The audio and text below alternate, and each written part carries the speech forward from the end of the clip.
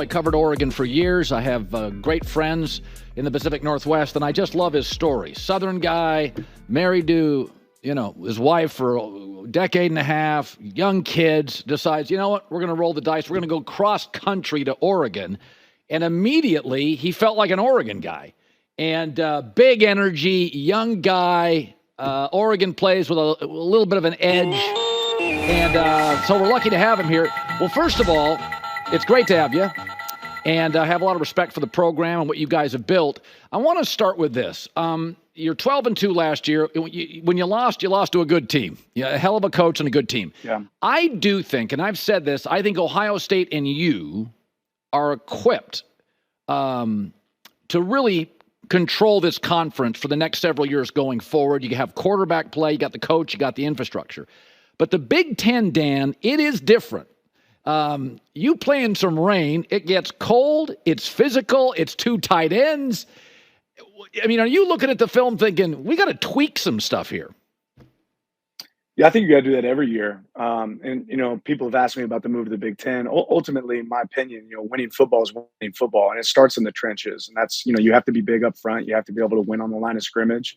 I don't think that formula changes, but like what we're doing right now in the office is truly studying some of those opponents that we're going to be seeing next year. Yeah. And you want to start to incorporate what are the things that you might have to do that are different for those opponents and not install those the week of the game, right? You want to start to prepare for those in fall camp.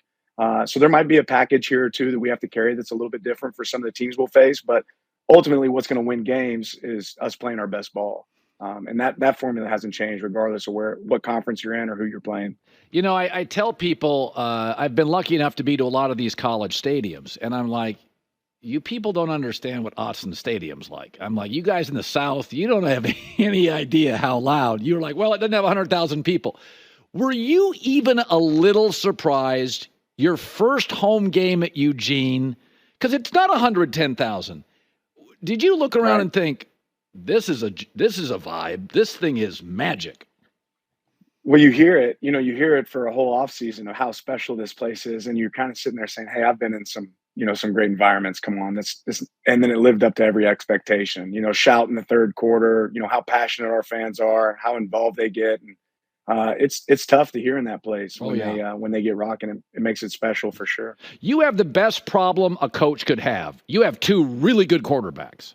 So you get the kid, Dylan Gabriel, who can sling it from Oklahoma. And then you have this kid, I think he's from Michigan. He went to UCLA, Dante Moore, who I watched. He just needs reps. He's young, but he's a really good player. Right. How do you balance it? I mean, these are five-star kids, quarterbacks, they want to play. How do you balance that equation? Yeah, more important than what they are as players, these guys are unbelievable humans. And they want to be where they're going to develop, but they're great teammates. You got to see these guys in the locker room interact with their teammates, and that's what I think we have. And in that entire quarterback room, you also got a young guy in Austin Novosad that had an unbelievable spring. But Dante can make every throw known to man. Dylan has unbelievable experience. So I'm really excited about our quarterback room. And you just step out there on the field every day and say, how can we get better? Because you never know which one you're going to need, who you're going to call on game day. But having that talent in that room, but more importantly, having those kind of players with their personalities, growth mindset, team guys, I think that really fits our culture. I love Bo Nix. I watched you play live twice. I was at the Utah game. I was up in Seattle. He just doesn't make any mistakes, right? Like he may not, I mean, he can move, he's mobile, but he stays within the play and the structure. What will you miss? What is Bo Nix that I don't see? What is something that you're like, man, because I saw him play at Auburn, I saw him at Oregon. He's a special kid. Like, what is there something you're a little worried you miss a little bit with him? Well, I'm going to miss the person. He's a special individual. He's as good of a person as I've ever met. And, his wife Izzy's unbelievable. I mean, he came here with a different level of maturity, already married. Yeah. I felt like we had another coach in the building. And what separates Bo is how much time he puts in to work. He watches more film than coaches. There's no one that's going to step on the field more prepared than Bo. And then the way he practices every day, the level of intensity, his commitment to being great, it really, kind of spread throughout our program. Yeah, we brought him here on the show for 30 minutes, and he just was perfect. I mean, it was just outstanding. So, a lot of people, I don't know, they complain about stuff. And I've always kind of felt like the world's changing. If you don't change with it, then you're in trouble. Right. I don't love everything about the transfer portal. I don't love everything about NIL. You guys are lucky. You're one of 5 or 6 programs, Ohio State, Georgia, Texas. You've got some good funds there. But do you worry a little?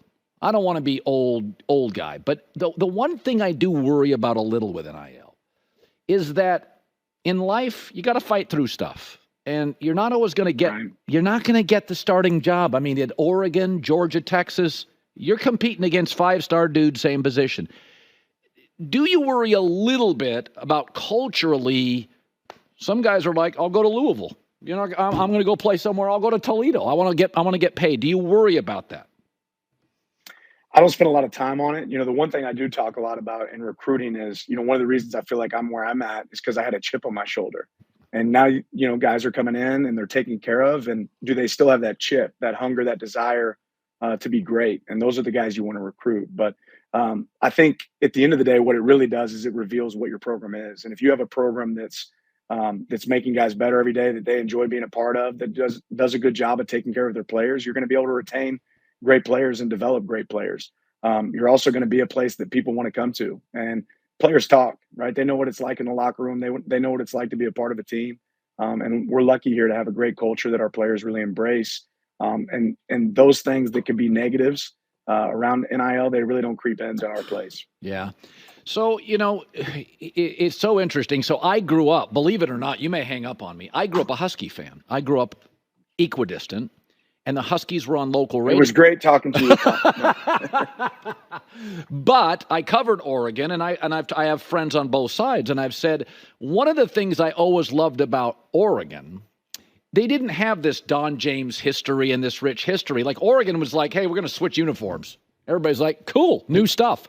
You were in the South. Georgia's got a proud history. You go to the Herschel Walker. Alabama's got a history. Oklahoma.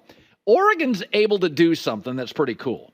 Their history now is good, but it's a very flexible program, like willing to do new stuff.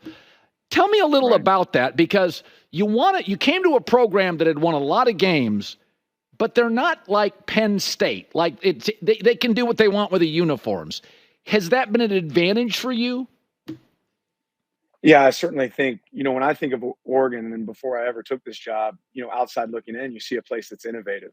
And that's really kind of been the mantra of this program, especially for the last 25 years of how can we be on the cutting edge? How can we do what other people don't do better? How can we be different? And, I think we continue to find ways to be different in our approach, and maybe not just always go back to, well, this is the way it's always been done. And that's allowed Oregon to be really, really successful, to think ahead, not really think behind. And, to try to be the team making the next step, not the team that's reacting, be proactive and not reactive. And that's what I love about our program, and really the alignment from our administration, all the way across the university. We see that here. Kirby Smart, Nick Saban. Nick's the best coach in college football history. If I said to you, what is the gem? What is the one thing that, because ultimately, Dan, 20 years from now, people are going to take stuff from you. They're going to say, Dan taught me this. What is the thing about Nick that you didn't know going in and you marvel at leaving?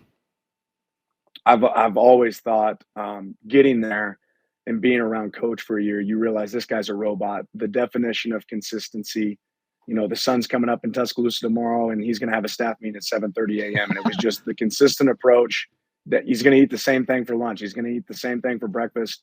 But within that, the ability to learn from others and always seeking an edge, and I think Kirby's a lead at that as well. Like, how can we do this better? Where can we grow?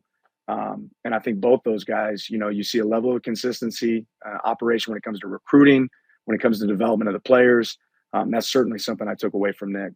Man, I'm looking at your schedule. That Ohio State game at Autzen. Holy moly, that's going to be. How do you not look ahead of that puppy? It's jumping off that. Yeah, you got Idaho first, right? You got Idaho first. That's why, right? Okay. You got to start with that one. But that's what's exciting about this league. You look at the teams that we're going to get to play. You get to play the best of the best, right? And I think there's two conferences in college football right now that you want to be a part of. And we're really fortunate to be a part of them. And we get to be a team that can come in here and compete, in this conference, but we're going to do it against some great teams. So certainly there's some premier games on that schedule that we're excited about, and that's definitely one of them. By the way, you got 3 boys, perfect years. Do they get a seat? I mean, you guys now recruiting. I've said this about the NCAA. If you want to retain the best coaches, they got to have a life. They got to see their wife and kids. You got 3 boys. Boys need dad. Is it hard with all the recruiting now? How do you balance the family thing and the coaching thing? Somebody asked me this the other day. I don't think there is balance. There isn't a balance if you want to be great, just like with your job. If you want to be great, it takes time. But what you can do is you can be intentional, right? So when I do have time with our boys, it's intentional. Yeah. We make sure that we have it mapped out. I've never been as detailed with my summer plan as I am right now. Like at 8:00 on this day in July, I'm going to be, with those boys and trying to figure out where it fits, because there isn't a balance. They've sacrificed. My kids have lived in 8 different states. Wow. They've been all over the place when it comes to recruiting, and there's times of the year they don't see me, and that's when my head coach at home, Sophia, she's in charge. So it's kind of a disruption when I come home in July and they're like, "Wait, that's not how we do things, Dad. That's not how it works." But I've learned to be really intentional with the time that I do have. Yeah. That's the part that's mattered. What a pleasure, Dan. Great seeing you. Love to have you on again. Good luck, and keep crushing it. You're just doing a great job there. Thank you, Colin. I appreciate it. Thanks for having me on. You bet. Dan Lanning. Hi, everybody. It's me, Uncle Colin. Subscribe here to get the latest from the herd, including exclusive behind-the-scenes videos and more, wherever you may be, however you may be watching. Thanks again for making us part of your day.